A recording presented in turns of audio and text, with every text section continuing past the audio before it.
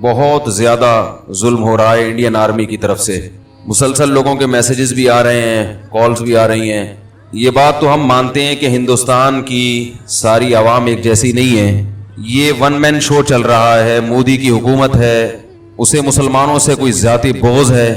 تو یہ ہندوستان کی عوام کا بھی فرض ہے اور پاکستان کی عوام کا بھی فرض ہے کہ وہ مودی کے خلاف احتجاج ریکارڈ کروائیں اور کشمیری بھائیوں کے ساتھ جو وہ ظلم ہو رہا ہے اس میں ان کے دکھ درد میں شرکت کا اعلان کریں. یہاں کی عوام کی بھی ذمہ داری اور وہاں کی عوام کی تو یہاں سے بھی زیادہ ذمہ داری ہے, کیونکہ یہ ون مین شو ہے. ایک شخص کی سیاست نے پورے مسلمان دنیا کو مقابلے میں لا کے کھڑا کر دیا ہے اور ایک شخص کی سیاست پورے ہندوستان کو بدنام کر رہی ہے. بہت زیادہ ظلم ہو رہا ہے, وہاں کی جو فوجی مداخلت ہے بہت زیادہ ہو رہی ہے.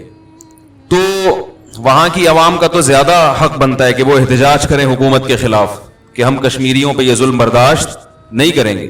اور کم سے کم درجہ سوشل میڈیا پہ اس آواز کو بہت زیادہ اٹھایا جائے. جو ظلم اور بربریت وہاں ہو رہی ہے اس کی تصویروں کو زیادہ سے زیادہ شیئر کیا جائے تاکہ لوگوں کو پتہ تو چلے. کم از کم دعا کی جائے ان کے لیے اور ظالموں کے لیے ہدایت کی دعا کی جائے, اور یہ بھی دعا کی جائے کہ اگر وہ ہدایت کے قابل نہیں ہے تو اللہ ان کو تباہ و برباد کرے. یہ جو کہا جاتا ہے کہ ہمارے نبی نے کبھی کسی کے لیے بد دعا نہیں کی, یہ 100% غلط ہے.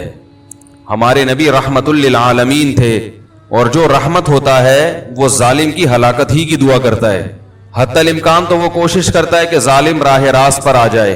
اگر ظالم راہ راست پر نہیں آتا تو ظالم کی ہلاکت کی دعا کرنا عین رحمت ہے. اگر آپ اس کی ہلاکت کی دعا نہیں کریں گے تو اس کا مطلب آپ یہ تو برداشت کر رہے ہیں کہ مظلوم پٹتے رہیں اور ظالم کو کچھ بھی نہ ہو.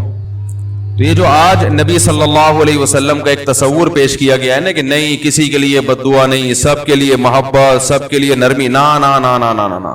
اسلام ایک دین فطرت ہے, وہ کبھی فطرت کے خلاف بات نہیں کرتا. دیکھیے نبی صلی اللہ علیہ وسلم نے ایک جاسوس کو پکڑا جنگ کے دوران. بھائی اس کو صحیح کر دو اللہ کا واسطہ یار, مائک کی آواز کم ہوتی ہے تو مجھے چیخنا پڑتا ہے, پھر سارا وہ دماغ کم استعمال ہوتا ہے, زبان زیادہ استعمال ہوتی ہے. ابھی ہے کوئی اندر گھسا ہوا ہے, کوئی بندہ ہے اندر؟ چلو اپنا ہی آدمی ہے. تو نبی صلی اللہ علیہ وسلم نے ایک جاسوس کو پکڑا, جاسوسی کرنے آیا ہوا تھا.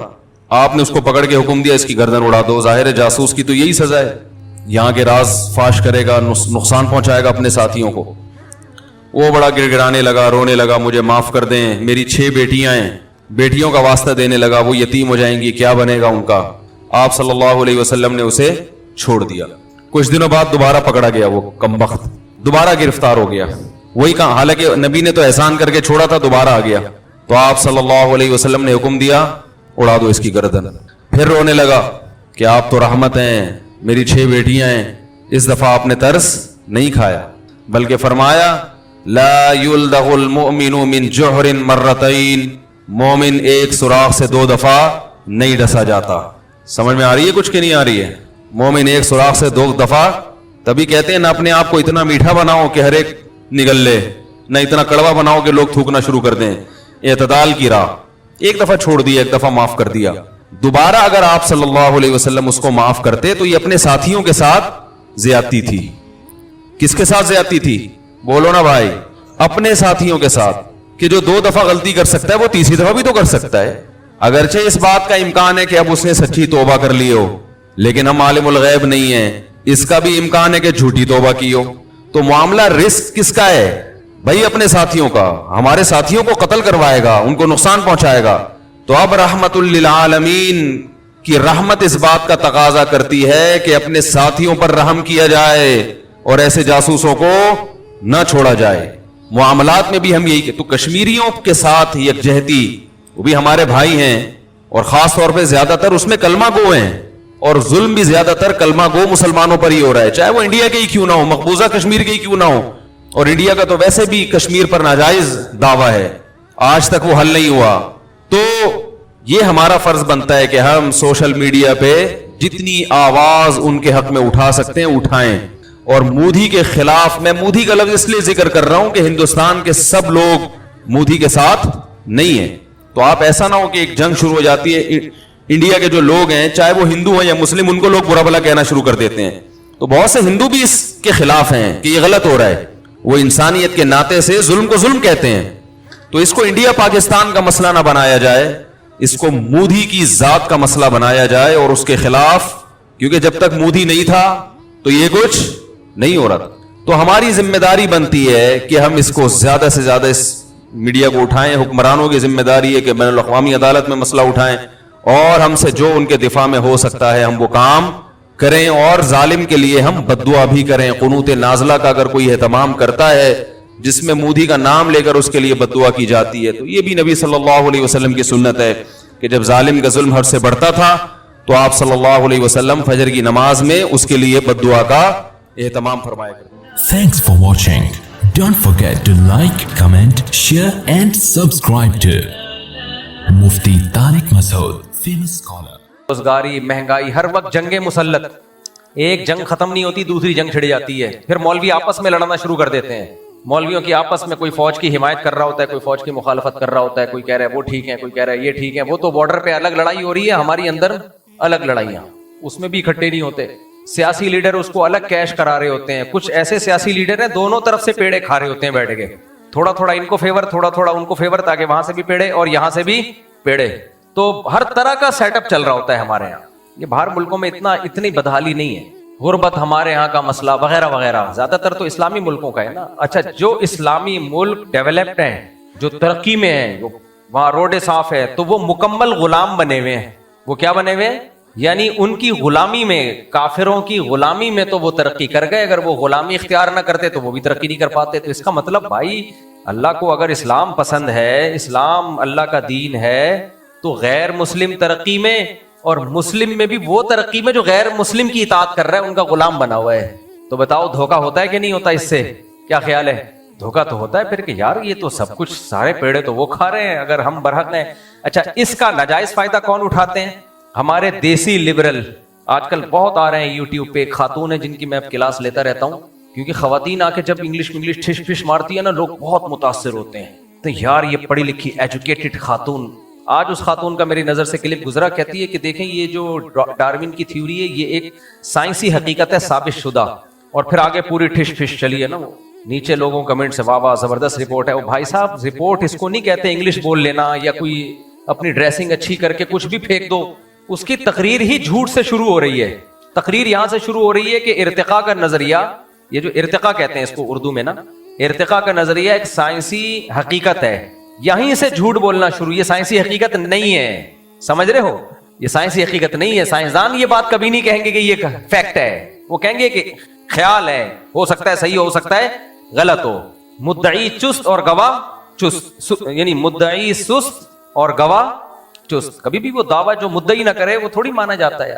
ابھی وہ مسئلہ تو ہم نے ختم کر دیا جامعہ افسر والے, وہی بات ہے نا, لوگ ویڈیو دکھا رہے ہیں وہ بھی رو رہے ہیں میری بچی ہے میری بچی ہے. بھائی جو مولانا عبدالعزیز صاحب مدعی ہیں وہ کہیں نا, وہ کہیں کہ یہ وہ بتائیں یہ بچیاں یہ متاثرین ہیں, وہ نہیں بتا رہے. آپ کبھی کوئی گلی سے آتا تھا میری 6 بچیاں تھیں, وہ کہہ رہے میری 8 بچیاں تھیں. بھائی دعویٰ تو ان کے اوپر کیا ہے, وہ کیوں چپ بیٹھے ہیں؟ وہ بتائیں. وہ بولتے ہیں کہ بھائی یہ ہے یہ بچی ہے یہ اس کا. خیر یہ ٹاپک دوبارہ آ گیا. میرا مقصد یہ ہے کہ ہم لوگ مکھی پہ مکھی بٹھانا سمجھتے ہیں, لکیر کے فقیر سمجھتے ہیں, بس پیچھے چلتے چلے جاتے ہیں کسی بھی چیز کے. تو اب یہاں بھی ایسا ہی ہے کہ ہمارے جو دیسی لبرل ہیں نا, دیسی لبرل ہیں, سائنس کا کچھ بھی پتہ نہیں ہے. آپ باہر ملکوں میں جاؤ نا, وہاں کے پروفیسر, میں وہاں گیا ہوں تو وہاں کے لوگوں سے میں نے پوچھا ہے کہ ہمارا کوئی پروفیسر اگر ڈارون کی تھیوری پڑھا رہا ہوتا ہے, ہم کوئی اعتراض کرتے ہیں اور اس کے پاس جواب نہیں ہوتا, تو وہ کہتا ہے اس کا کوئی جواب ہمارے پاس نہیں ہے. میں نے ایک واقعہ سنایا تھا کہ ایک یونیورسٹی کے پروفیسر نے, جرمنی کی شاید یونیورسٹی تھی, پروفیسر نے جب یہ تھیوری بتائی اور کہا کہ کون کون اس تھیوری سے متفق ہے, کہ سب نے ہاتھ اٹھائے. تو ایک پنجاب کے تھے سیالکوٹ کے, وہ بھی وہیں پڑھ رہے تھے, انہوں نے مجھے خود بتایا. انہوں نے کہا, میں نے کہا آئی ایم ناٹ ایگری. اس پروفیسر نے کہا کہ کیا دلیل, تم کیوں اس سے ایگری نہیں کرتے؟ تو میں نے کہا سر اس لیے میں ایگری نہیں کرتا کہ 200 سال پہلے یہ تھیوری پیش کی گئی تھی کہ بندر سے ہم بنے ہیں, 200 سال تک اس کو ثابت نہیں کیا جا سکا. تو کسی کیس جب کوئی مقدمہ چلتا ہے تو 200 سال بہت ہوتے ہیں اس کو ثابت کرنے کے لیے. اگر اب تک ثابت نہیں ہوا تو اس کا مطلب یہ فیکٹ بن ہی نہیں سکتا. کہہ رہا اس نے مجھے اپریشیٹ کیا, ویل ڈن, آپ نے بہت اچھی بات کی. کورٹ میں کیس چلا, جمشید نے میرے 1 لاکھ روپے لیے ہیں. میں نے کورٹ میں دعویٰ کیا. آج وسیم کا فون آیا کہ میرا نام مفتی صاحب لینا چھوڑ دو, میری بہت بدنامی ہو رہی ہے, آپ نے وسیم کے نام سے کوئی ایسی چیز بیان کر دی ہے جس سے میری انسلٹ ہوئی ہے.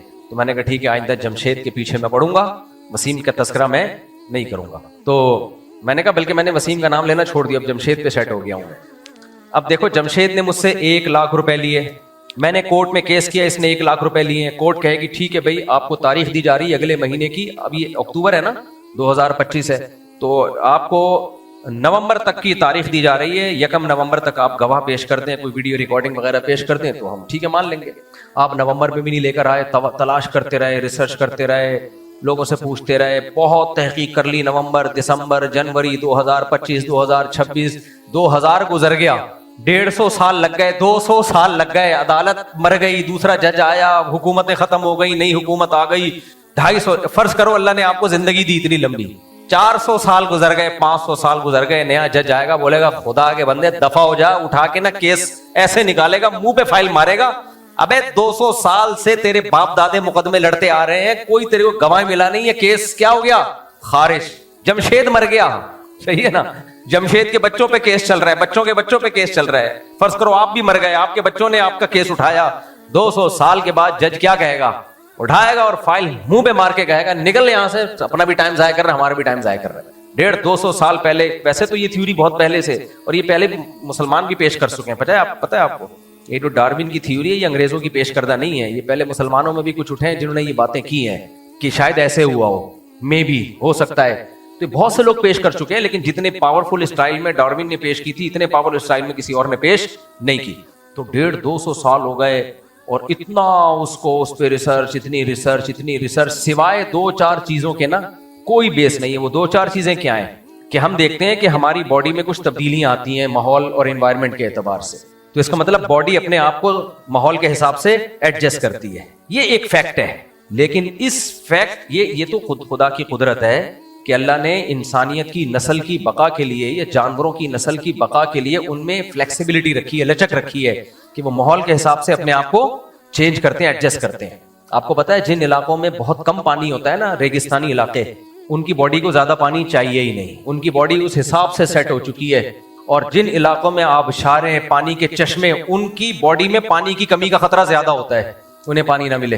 ایک ڈاکٹر کی میں نے رپورٹ دیکھی, بڑے اچھے ڈاکٹر ہیں, انہوں نے بتایا کہ دو یعنی پرندوں پہ تجربہ ہوا, کچھ پرندوں کو بہت پانی پلایا گیا, کچھ پرندوں کو آہستہ آہستہ کہ بس مرے نہیں, ایسے ماحول میں رکھا گیا, اتنا پانی پلایا گیا ان کو. جب تحقیق کی تو جن کو کم پانی پلایا گیا تھا ایک طویل عرصے تک, ان میں پانی کی کمی نہیں تھی, اور جن کو بار بار پانی پلایا گیا ہے, بار بار پانی پلایا گیا ہے, ان کو تھوڑا سا پانی جب کم کیا گیا تو ان کی باڈی میں پانی کی کمی ہو گئی. تو یہ اللہ کا بنایا ہوا نظام ہے کہ باڈی کو زندہ رکھنے کے لیے نا باڈی ایڈجسٹ کرتی ہے اپنے آپ کو ماحول کے اعتبار سے.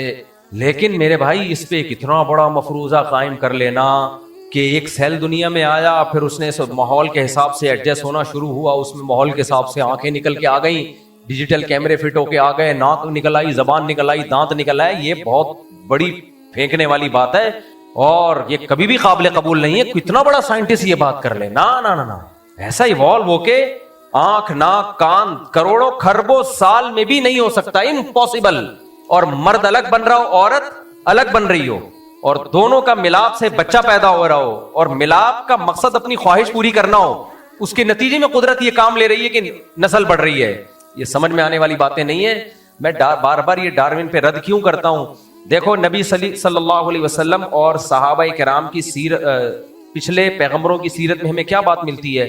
انہوں نے وقت کے بتوں کے خلاف آواز اٹھائی ہے. کیا خیال ہے؟ نوح علیہ السلام جب آئے انہوں نے کہا یہ ود, سوا, یغوث, یعوق, نصر, یہ 5 بت ہیں, ان کو چھوڑ دو.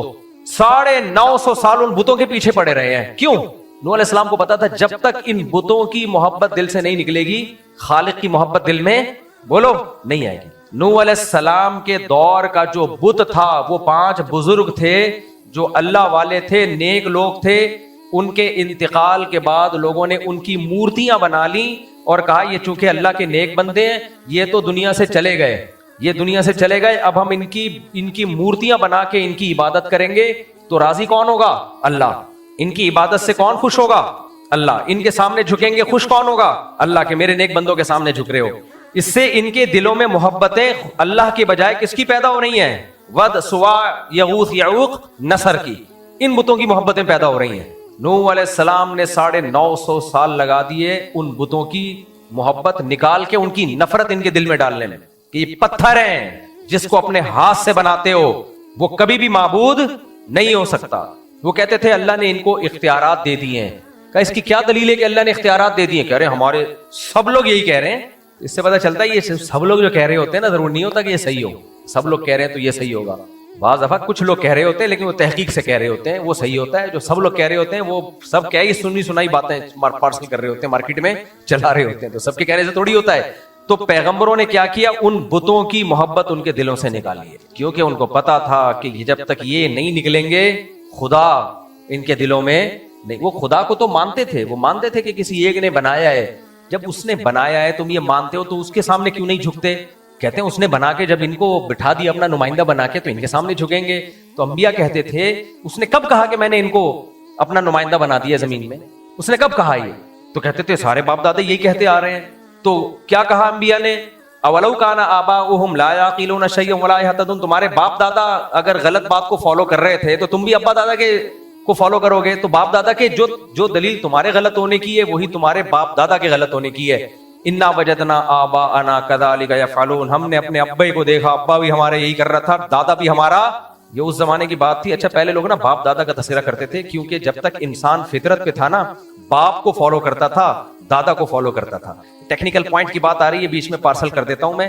میری عادت ہے بیان سے ہٹ کے جب کوئی بات آتی ہے اور پوائنٹ کی بات دماغ میں آتی ہے تو میں اس کو مارکیٹ میں لانچ کر دیتا ہوں. دیکھو یہ دور ہے فیمنزم کا. یہ کس کا دور ہے؟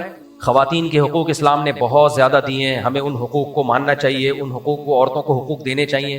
لیکن جو فیمنسٹ عورتیں ہیں نا وہ خواتین کے حقوق کا لیبل لگا کے مردوں کی کیا کر رہی ہیں؟ واٹ لگا رہی. اس کی مثال ایسے ہے, بچوں کے حقوق اسلام نے بھی بتائے. ہم بھی بات کرتے ہیں بچوں کے حقوق کے, مارو پیٹو مت. یہ بعض قاری لوگ جو مار مار کے بھرکس نکال دیتے ہیں بچوں کا, ان کے خلاف ایکشن ہونا چاہیے. یہ کیس آیا میرے سامنے, میں پیچھے پڑا ہوا ہوں, لیکن کیس اس کے ابا نے, بچے کے ابا نے خراب کر دیا. میرا ارادہ تھا اس کو میں گھر تک پہنچاتا.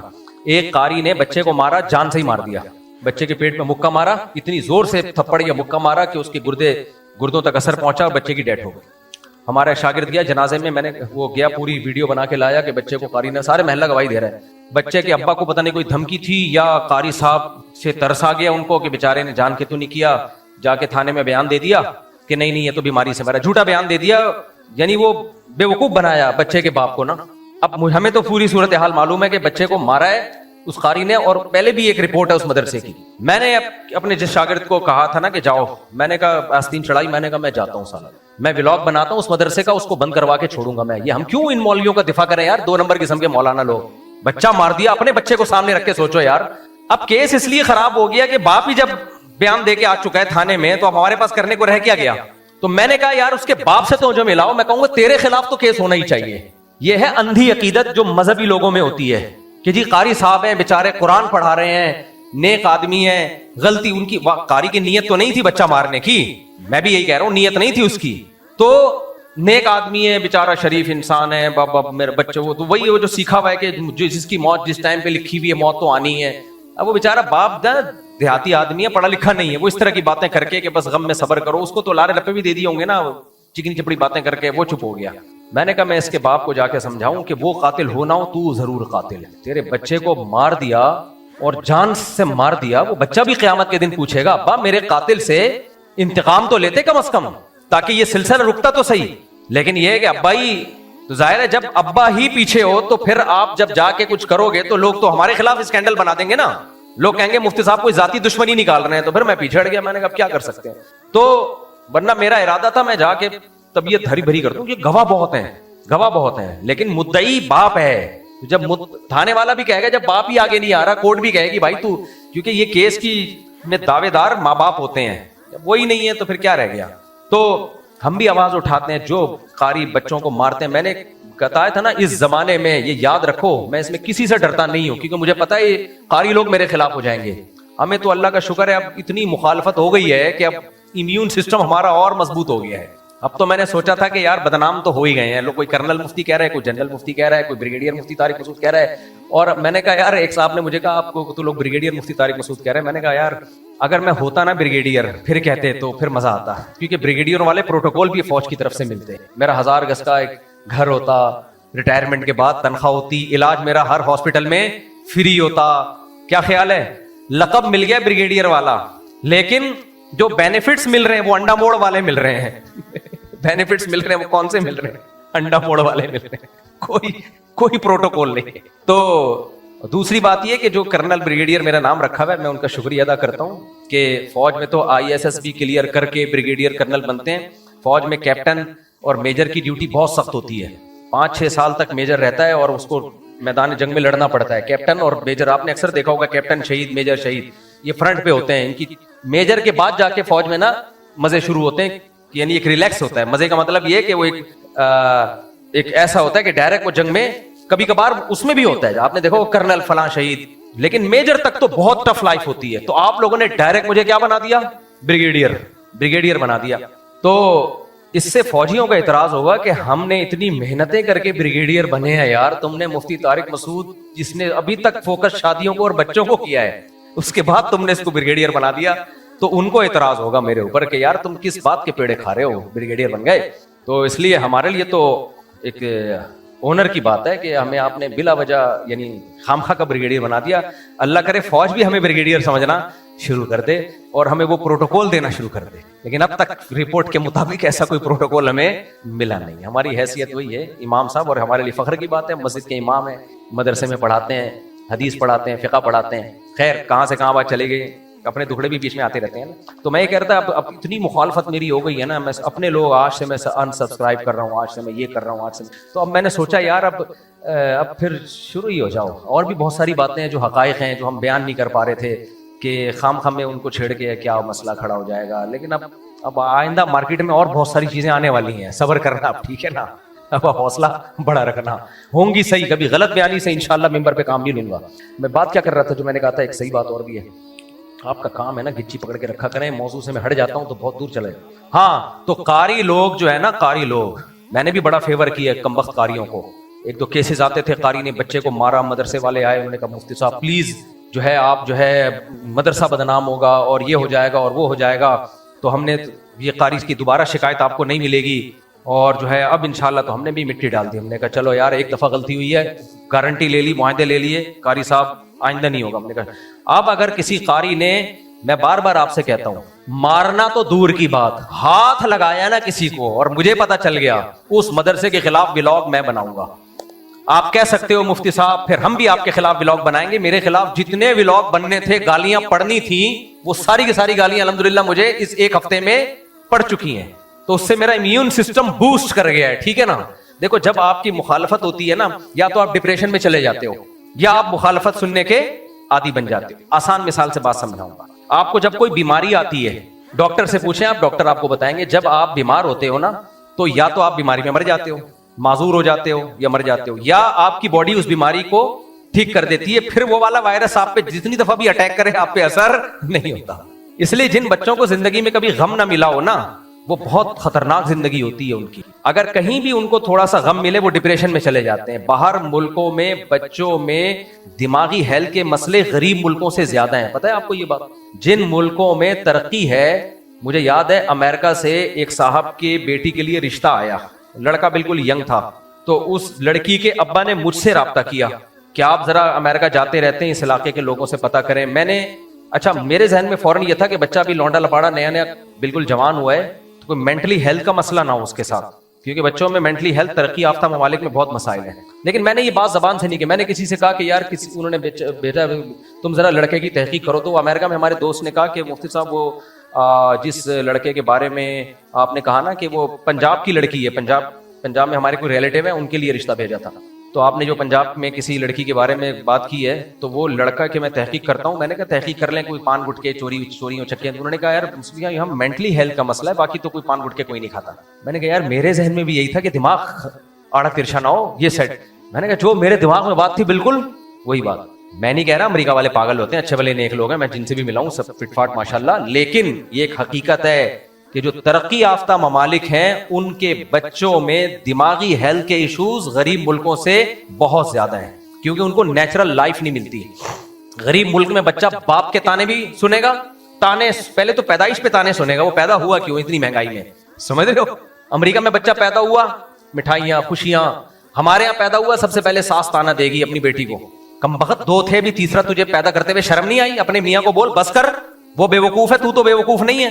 ये बच्चा सब चीजें क्या हो रहा होता है, सुन रहा होता है कि मेरी पैदाइश पे ऊपर ऊपर से मिठाई बांटी जा रही है, पब्लिक खुश नहीं हो रही. और अगर बेटी पैदा हो गई वो तो बेचारी वैसे ही, बच्ची पैदा हो गई, रिश्ते कहां से होंगे, ये वो है जी जहालत. फिर जो खवातीन आएंगी माँ से मिलने के लिए वो ताने दे रही होंगी, बहन तो बच्चे तुम्हारे हो तो गए थे, अभी तुम्हें तीसरे की मुफ्ती साहब के बयाना सुनती हो क्या है? उनके 19 हैं, उनके पास तो डॉलर आ रहे हैं.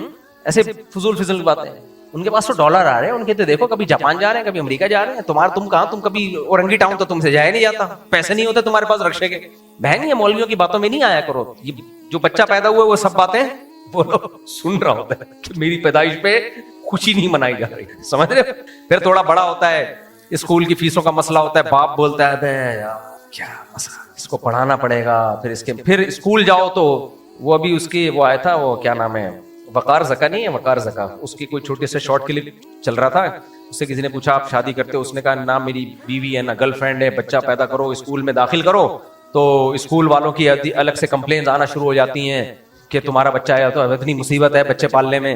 तो वाकई स्कूल से कंप्लेन आना शुरू, आपका बच्चा पढ़ नहीं रहा, बगैर तो हम अस्तगफिरुल्लाह, यानी हमने तुम्हारे पास जो फीसें दी हैं इसलिए थोड़ी है कि तुम हमें बताओ कि नहीं पढ़ रहा. हम नहीं पढ़ाना होता तो घर में बिठा के नहीं पढ़ा लेते. स्कूल में आप फीसें भरो, बच्चा फेल होगा तो टीचर डांटेगा किसको, माँ बाप को, कि तुम निगरानी नहीं कर रहे थे, तुम पढ़ा नहीं रहे थे, तो तुम क्या कर रहे थे भाई. नहीं यार मेरा ख्याल है बात, आपका बच्चा होमवर्क नहीं करता, आपका बच्चा पढ़ाई पे तवज्जो नहीं दे रहा, तो कमबख्तो तुम्हारे पास 6 घंटे हमने बिठाया इसलिए कि तुम तवज्जो दिलाओ इसकी. करना सारे काम घर में ही है, तो तुम पेड़े खाने के लिए यहाँ तुमने बच्चा रखा हुआ है. यहाँ पे ये हालात चल रहे हैं स्कूलों के. बहुत बड़ा बिजनेस है भाई. जब चली गए तो फिर सबके खिलाफ बनाए ना ब्लॉग. क्या ख्याल है, क्या ख्याल है. तो मैं तो सोच रहा हूँ फिर अब खुल गए तो ऐसी की तैसी. खैर, तो वो स्कूलों में जो धंधे हो रहे हैं, चंद स्कूल हैं वो कोशिश कर रहे हैं पढ़ाने की, पढ़ाए उनसे भी नहीं जा रहा है लेकिन कोशिश कर रहे हैं. वो भी कमबख्त सेलेक्टेड बच्चों को रखते हैं, बहुत ज़हीन और जो पहले से पढ़े लिखे हैं. उनको पता होता है कि इनको थोड़ी सी पॉलिश करनी पड़ेगी, बाकी ये बेड़ा पार. आप क्या कर, मदारिस की ये खूबी है, कौम के पस्त तरीन बच्चों को लेके उस पर मेहनत करते हैं. ये दीनी मदारिस की बहरहाल एक खूबी है, पस्त तरीन लोगों को हीरा बना के निकालते हैं. और ये बड़े बड़े जो स्कूल है ना ठेश पेश जो चल रहे हैं, ये पस्तरीन लोगों पे मेहनत नहीं करते, ये उन्हीं लोगों पे करते हैं जो पहले से पढ़े लिखे खानदानों से चले. यार उनको पता है इन पे मेहनत नहीं करनी पड़ेगी, रिजल्ट अच्छा आएगा तो हमारी नेकनामी होगी. खैर, तो अब जो बच्चे बिल्कुल ऐसे माहौल में पले हो, कभी डांट ना सुनी हो, कभी चीखो पुकार घर में ना देखी हो, तो उनमें बर्दाश्त की ताकत क्या हो जाती है, खत्म. मुझे याद एक वाकया, हम किसी फ्लैट में थे तो पड़ोस में ना कोई चीखने की आवाज आई, तो पता चला कि जी वो एक बच्ची डिप्रेशन में चली गई, एकदम कांप रही है.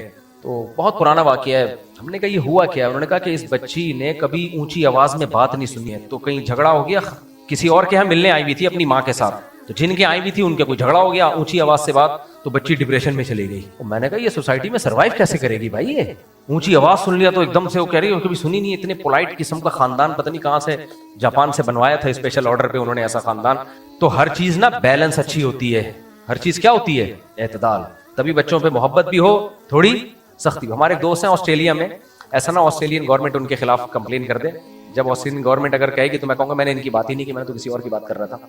तो वो क्या करते हैं, घर में जब आते हैं थोड़ी सी डांट टपट करते हैं. पठान बंदा है वो, ऑस्ट्रेलिया में मेरा दोस्त है, घर में आकर मारेगा नहीं ऐसे कर. मैं उनके घर में रहा हूं, मैंने कहा यार ये कौन सा तरीका है. कह रहे मुफ्ती साहब यहाँ इतनी छुई मुई वाला माहौल है ना ऑस्ट्रेलिया में, हम लोग पठान हैं, मैं अपने बच्चों को जब अपने गांव लेके जाता हूं ना, वो तो चीख रहे होते हैं और वो ऐसी बजा देते हैं ना इनकी बेचारों की, ये छुई मुई से. तो मैं यहाँ आके थोड़ा सा चंगेज खान पना दिखाता हूँ, थोड़ा हा हू करके ना, ताकि इनमें थोड़ा मर्दानगी पैदा हो. कह रहे हाथ बात नहीं मारता वारता नहीं हो, लेकिन थोड़ा बचपन से ही मैंने ये किया हुआ. बोला कि पुलिस को बताया ना तेरी वाट लगा दूंगा.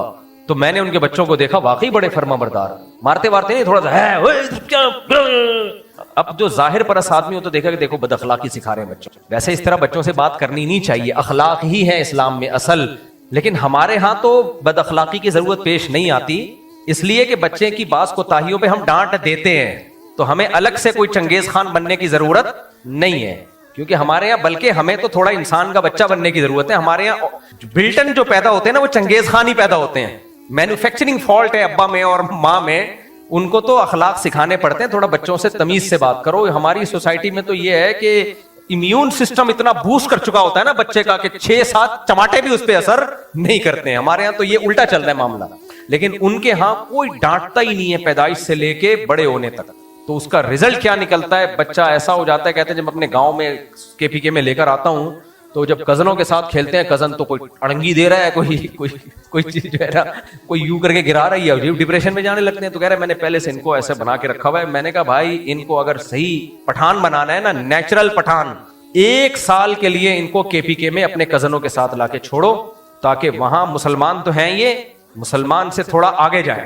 کہاں جائیں آگے, تھوڑا پٹھان بنے. یہ گاؤں میں ان کو چھوڑو, ورنہ یہ چھوئی ہوئی. میں نے کہا دیکھو تم پاکستان میں پیدا ہوئے, آج تم نے کتنا بزنس کیا ہے, ماشاءاللہ دماغ ہے نا تمہارا, یہاں اتنا تم نے بزنس کیا, تم ہر ایک سے لڑ سکتے ہو پھڈوں میں, ہر پھڈے میں آگے.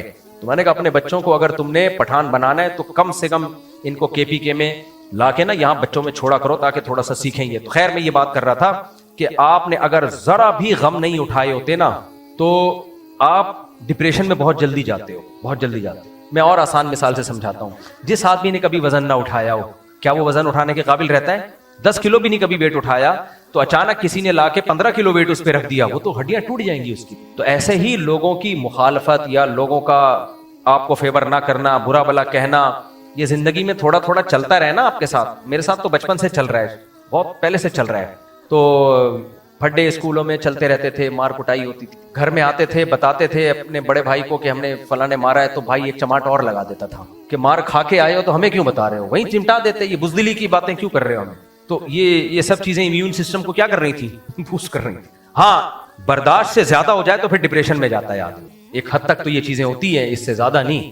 زیادہ ہو گیا تو پھر انسان ہے نا. ویٹ بھی ایک حد تک, آپ نے جم میں گئے, ابھی ویٹ اٹھانا آتا نہیں ہے, جاتے ہی 40 کلو اٹھا لیا تو زمین میں گڑ جاؤ گے بھائی, تم مر جاؤ گے. تو یہ جو مخالفتیں ہیں نا لوگوں کی, یہ بھی آہستہ آہستہ آپ کو کیا بنا دیتی ہیں, بہادر بنا دیتی ہیں. آہستہ آہستہ آہستہ آپ کے اندر ایک پاور پیدا ہوتی ہے. تو سوشل میڈیا پہ ہر جگہ ہماری عزت ہو رہی تھی, جہاں جا رہے ہیں نائس ٹو میٹ یو. میں سوچتا تھا کہ یار میں تو چھوئی ہوئی ہوتا جا رہا ہوں بالکل, اور مجھے ڈر یہ ہوتا تھا کہ شہرت کی وجہ سے میں کہیں بگڑ نہ جاؤں, حق بیان کرنا نہ چھوڑ دوں میں. بہت زیادہ شہرت ہو جاتی ہے نا ہر جگہ. ہی ہمارے حضرت مفتی رشید احمد صاحب فرمایا کرتے تھے کہ جس شخص کی ہر جگہ تعریف ہو رہی ہو نا, یہ میں نے اپنے شیخ سے بہت بار یہ بات سنی ہے, جس شخص کی ہر جگہ تعریف ہو رہی ہو سمجھ لو کہ اس میں مداہنت ہے. مداہنت پتہ ہے کسے کہتے ہیں؟ دہن عربی میں تیل کو کہتے ہیں. تیل میں کیا ہوتی ہے, پھسلن. جہاں تیل پڑا ہوگا آپ پھسل جاؤ گے نا, کیا خیال ہے؟ تو جو آدمی ماحول دیکھ کے پبلک کے کو فیور لینے کے لیے انہی کی باتیں کرنا شروع کر دے, ہر جگہ لوگوں کی مطلب کی باتیں کرنا شروع کر دے, تو اس کی تو پاپولیرٹی دنیا میں بڑھ جاتی ہے. لیکن فرمایا کرتے تھے کہ عبداللہ ابن مبارک بہت بڑے محدث گزرے, ان کا ملفوظ سنایا کرتے تھے کہ جس آدمی کی ہر جگہ تعریف ہو رہی ہو اور ہر جگہ سے اس کو محبتیں مل رہی ہوں, تو اغلب یہ ہے, غالب یہ ہے کہ وہ بندہ راستے سے ہٹ گیا ہے, وہ ٹریک سے ہٹ گیا. کیونکہ ایسا ہوتا نہیں ہے کہ آپ کو ہر جگہ سے آپ کو فیور مل رہا ہو. یہ اس کی علامت ہے کہ آپ سب جگہ سے پیڑے کھانے کے موڈ میں, آپ کسی کو ناراض نہیں کر رہے ہیں. تو اس لیے یہ جو ماحول بنا ہے نا سوشل میڈیا پہ, اس سے مجھے ضمیر میرا مطمئن ہوا کہ یار شکر ہے, چلو ہم نے جس بات کو صحیح سمجھا اس کو آگے پارسل کر دیا, پبلک کی ہم نے پرواہ نہیں کی. اچھا لوگ یہ بھی, ایک بات میرا ٹاپک چینج ہوتا ہے, کیا کروں, لوگ ایک یہ بھی کہہ رہے ہیں کہ حکومت کے فیور دے رہے ہیں, حکومت کے فیور دے رہے ہو. میں آپ کو ایک یقینی بات بتاؤں جو مشاہدہ ہے, پاکستان میں حکومت کے فیور میں بات کرنا مشکل ہے, حکومت کی مخالفت میں بات کرنا آسان ہے. کیونکہ جب آپ حکومت کے فیور میں بات کرتے ہو نا, ساری عوام آپ کے دشمن ہو جاتی ہے, حکومت سے آپ کو 2 ٹکے بھی نہیں ملتے, سمجھ رہے ہو. اور جب آپ گورنمنٹ کے خلاف بات کرتے ہو تو پورے ملک کی نظر میں ہیرو بن جاتے ہو, بہادری کا خطاب ملتا ہے آپ کو. یہ حقیقت ہے. میں نے پچھلے بیان میں ایک مثالوں سے بات سمجھائی تھی کہ انسانی فطرت ہوتی ہے ہمیشہ کمزور کا ساتھ دینا. انسانی فطرت یہ ہے کہ ہمیشہ فیور کس کو دینا, بولو, کمزور کو فیور دینا. قطع نظر اس سے کہ یہ کمزور ظالم ہے یا مظلوم ہے, یہ انسانی نیچر ہے. کیوں نیچر ہے, کیوں؟ میں نے ایک مثال سے بات سمجھائی تھی کہ ایک ڈھالے والا بائک والے کو مار دے اور غلطی بائک والی کی ہو, تو لوگ پکڑتے کس کو ہیں, ڈھالے والے کو, حالانکہ غلطی کس کی ہے, بائک والے کی. آپ نے اکثر دیکھا ہوگا روڈوں پہ حکومت اور عوام ایک دوسرے کے خلاف ہوں اور اس میں حکومت صحیح ہو, فرض کرو, ہمیشہ حکومت ٹھیک نہیں ہوتی ہے, فرض کرو حکومت ٹھیک ہو, لیکن جتنے صحافی ہیں وہ فیور کس کو دیں گے, پبلک کو. کیونکہ کمزور کون ہوتا ہے, پبلک. طاقت کس کے پاس ہوتی ہے, حکومت کے پاس ہوتی ہے. یہ پتہ ہے کیوں کرتے ہیں لوگ, کیونکہ کمزور کو جب آپ فیور دیتے ہیں تو اس سے میسج یہ جاتا ہے کہ آپ طاقتور سے ڈرتے نہیں ہو. جیسے بائک والے کی غلطی تھی, ڈھالے کے آگے آ گیا اور گر گیا, خود ہی گھسا ہے, गलत ट्रैक पे अक्सर बाइक वाले खुद ही तलाश कर रहे होते हैं किधर जाके पटना मुनासिब रहेगा। हाँ, मैंने तो खुद बाइकें चलाई हैं, मैंने इतनी बाइकें चलाई हैं आपकी सोच होगी। GTO 125 जो कावासाकी थी वो चलाई है बहुत ज्यादा, और होंडा 125 ये जो होंडा 125 है ना, CG 125, ये और GTO कावासाकी 125, ये दोनों बाइकें मैंने चलाई नहीं है। चलाने का लफ्ज हल्का है, इतने किलोमीटर चलाई है कि मैं किसी को बताऊं तो लोग मानते नहीं है। एक तो मुझे याद है 30,000 किलोमीटर में कंप्लीट कर चुका था बाइक पे। 30,000 का मतलब है जमीन के चक्कर लगा लो आप इसमें, तो इतना, क्योंकि मेरी बहुत लंबी ड्राइव थी। तो मुझे पता है कि बाइकों वाले मजलूम कितना बनते हैं। हम भी ऐसे ही चलाते थे यूं यूं करके, कई दफा तो मैं गिरा हूं, कई दफा मरते मरते बचा हूं मैं, अल्लाह का शुक्र है बच गया। एक दफा तो मुझे याद है, एक ट्रक वाला ट्रक अड्डे पे, ट्रक स्टैंड जहां से मेरा रोज गुजर होता था। अब देखो, जब आपने ट्रक को ओवरटेक करना है, राइट साइड से ओवरटेक करें ना, लेकिन हमें ये लगता था हम इधर से घूम के गए तो इतने किलोमीटर गोया हमारा सफर लंबा हुआ, लेकिन कुछ भी नहीं हो रहा यार, 1 मीटर बढ़ जाएगा। बाइक वाला हमेशा घुसेगा लेफ्ट साइड से, हम भी घुसने लगे, भाई उधर से कौन जाए।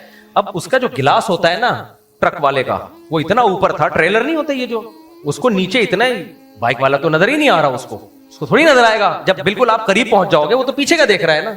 अब मैं इतने करीब पहुंच चुका था, CG 125 थी मेरे पास, उसने जब गाड़ी टर्न मारी है ना, तो मैं उसके टायर के नीचे आने वाला था। मैंने जोर से चीख मारी है, वो शुक्र है उसका शीशा खुला हुआ था, वो चीख की आवाज गई है अंदर, और उसने ब्रेक लगाई, झांक के देखा उसने बाहर, तो हजरत अक़दस ब्रिगेडियर मुफ्ती तारिक मसूद साहब शहीद होते होते बच गए थे। अगर शहीद हो जाता, फरिश्तों ने तो मेरी ठुकाई करनी थी, लेकिन पब्लिक किसकी ठुकाई करती? उसकी। हालांकि उसकी गलती 0 थी। एक और दफा ये पापोश में मैं जा रहा था बाइक में, और कमाल की बात है, रिश्ता लेने जा रहा था, झूठ नहीं बोलूंगा आपसे मैं, मेरी रिश्ते की बात हो चुकी थी अभी, यानी तय हो गया था, अब तारीख तय वह चल रही थी। तो मैं, ये जो पजारो वाले होते हैं ये जा रहे थे, मैं लेफ्ट साइड पे वही ओवरटेक करने की कोशिश की, मैंने लेफ्ट से ना, लेफ्ट रोड पे मुड़ने की कोशिश की। वो पजारो वाले ने गाड़ी मोड़ी है, तो मैं टकरा के नीचे गिरा हूं। खैर उसने इंसानियत दिखाई, आके मुझे उठाया, मैं बच गया, बाइक टेढ़ी मेढ़ी हो गई, मैं टेढ़ा मेढ़ा नहीं हुआ, वरना वो रिश्ता टूट जाता हमारा। खैर मुझे लगा कि गलती मेरी है, तो हम फिर, तो मेरी, मुझे याद है जो मेरी अभी हाजिर सर्विस सास हैं, ये उस वक्त बनी नहीं थी, लेकिन रिश्ता तय हुए, इन्होंने फिर सदका किया था कि हमारा होते होते रह जाने वाला, बल्कि तो हो जाने वाला दामाद बच गया जिंदा। इन्होंने सदका किया बाकायदा, जब इनको पता चला ना ऐसा हुआ है। तो अगर कुछ हो जाता, लोगों ने पकड़ के मारना किसको था? पजारो वाले। 4 बंदे बैठे हुए थे उसमें। तो मेरे भाई ये हकीकत है कि लोग फेवर किसको करते हैं। ये गलत किया मैंने, मैं अब नहीं करता, मैं ऐसे, अब थोड़ा पढ़ा लिखा हो गया हूँ इसलिए अब नहीं करता मैं ऐसे। तो मैं लोगों को भी मना करता हूँ, बाइक जो है ना तमीज से चलाया करो, क्योंकि मरोगे भी तुम, तुम्हारी गलती से, और पिटेगा कौन? वो बंदा पिटेगा। तो